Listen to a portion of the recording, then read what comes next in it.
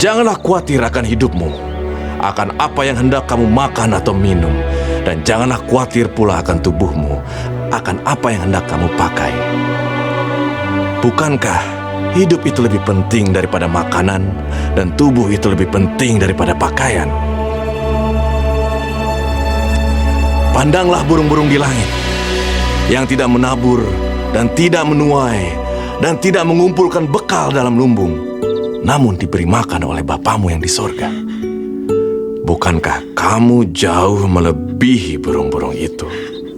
Benar, Tuhan.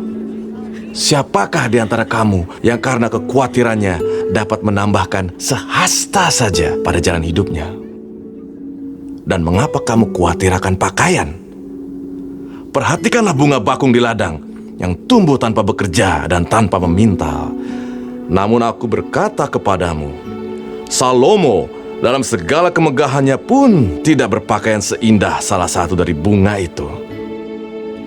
Jadi jika demikian Allah mendandani rumput di ladang yang hari ini ada dan besok dibuang ke dalam api, tidakkah Ia akan terlebih lagi mendandani kamu, hai orang yang kurang percaya?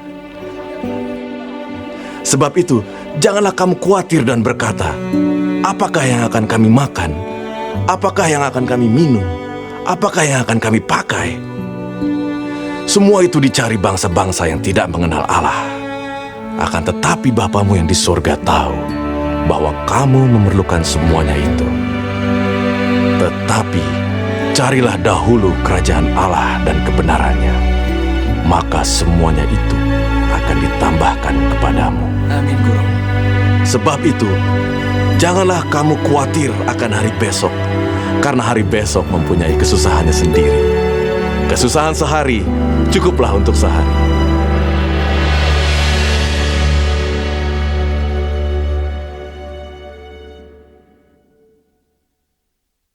Selamat berjumpa kembali anak-anak dalam pelajaran hari ini, memilih untuk tidak berputus asa. Mari kita berdoa. Ya Tuhan, saat ini kami telah mendengar firman-Mu. Kiranya firman-Mu itu tertanam dalam hati kami, pikiran kami, sehingga suatu hari kelak atau nanti kami bisa melakukan yang terbaik. Pimpinlah kami dalam pelajaran hari ini. Dalam nama Tuhan Yesus kami berdoa. Amin. Ya, seperti dari kata Mister, memilih untuk tidak berputus asa. Matius 6 ya. Udah kita dengar bersama-sama. Ya, kehidupan ini tidaklah mudah. Berbagai banyak tantangan, hambatan, kesulitan kita alami. Misalnya, sulit sekali menghafal, sulit sekali untuk bangun pagi. Kok ini PR susah amat ya. Atau yang lain lagi. Itu menandakan bahwa kita juga tidak mampu. Tidak mampu. Susah banget ini, nggak mampu saya nih. Ya, benar.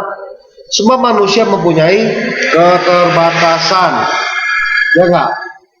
Tidak dipungkiri. Sehebat-hebatnya manusia pasti punya keterbatasan. Jarang sekali, sangat langka manusia tidak punya keterbatasan. Ya, pasti ada deh. Bagaimana dengan kita? Ayo gimana? Beberapa orang memilih jalan hidup menikmati kesulitan. Waduh, menikmati kesulitan. Bukan menikmati kesulitan anak-anak, harusnya ya. Yang ada adalah sebaliknya. Tetapi bagi mereka menikmati kesulitan itu, mereka akhirnya berputus asa. Mereka akhirnya apa? Tiada pengharapan. Jalan sudah sampai di ujung. Selangkah lagi tinggallah jurang. Artinya bunuh diri. Wow. Jadi pilihan hidupnya adalah flight, meninggalkan kondisi, lari dari kondisi, tidak mau mencari cara untuk mengatasi kesulitan. Flight, terbang, lari saja.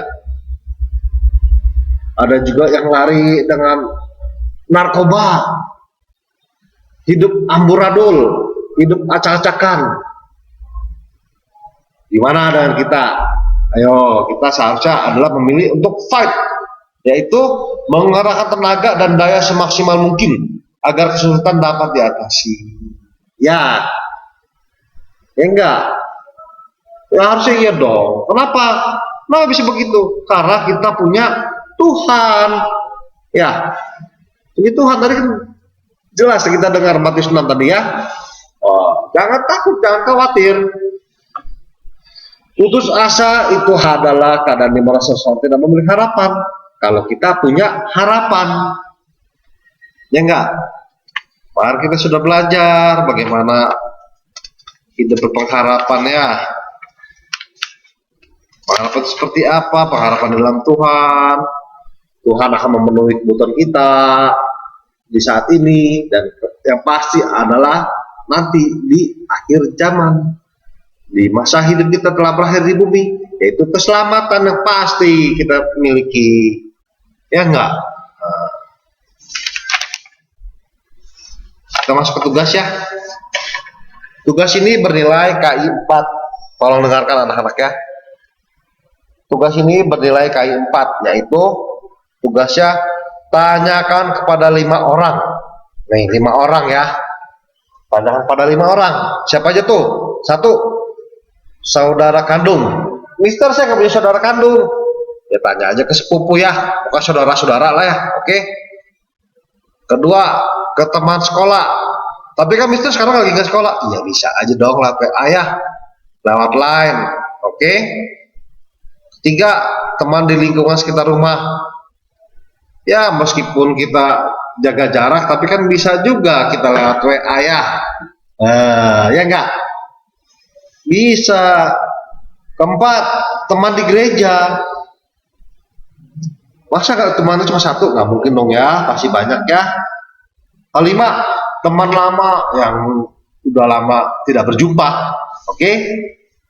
Nih saya ulangi ya. Tanyakan kepada 5 orang. 1, saudara kandung. Jika tidak ada, silahkan ke sepupu. Ya saudara-saudara lah pokoknya mah. Kedua, teman sekolah. Ketiga, teman di lingkungan sekitar rumah. Keempat, teman di gereja.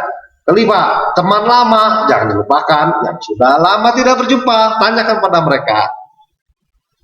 Apa pertanyaannya? Pertanyaannya, apa sih penyebab putus asa? Selanjutnya, apa yang harus dilakukan ketika dia mengalami putus asa? Ketiga, tanya nih pasti nih, berhasil nggak kamu mengatasi atau tidak berhasil mengatasinya putus asa tadi? Oke ya, nih poin pertanyaannya adalah penyebab putus asa itu apa? Berdasarkan temanmu bicara. Oke. Kedua, apa yang harus dilakukan saat putus asa?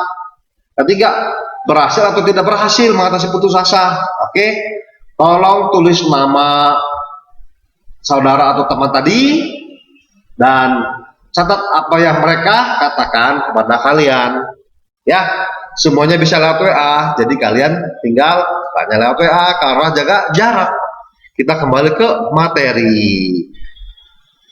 Pesan dari Matius 6 ayat 25 sampai 34 apa sih? Nih pesannya.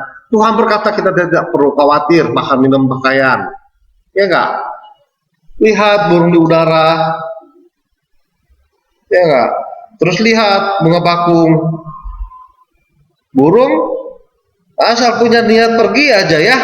Punya niat mencari pasti ketemu. Manusia juga kalau punya niat. Niat itu timbul dari percaya pada Tuhan. Pasti kalau nomor itu nggak boleh malas dan pasti rajin. Amin. Nah, makanya pergi mencari. Tuhan pasti memberi. Kedua, mencari kerajaan Allah dan kebenaran. Jangan lupa di dalam kondisi-kondisi putus asa maupun tidak, maupun lagi senang, tetap kita berpaut pada Tuhan saja. Dan kebenarannya maksudnya apa? Firman Tuhan di Alkitab. Ya enggak? Orang putus asa itu karena apa sih? Ya bukan karena hari ini aja, banyak kan mikirnya nanti 1 menit lagi, 10 menit lagi, bahkan untuk besok, untuk lusa. Boleh sih merancang masa depan, tapi yang penting itu adalah hari ini.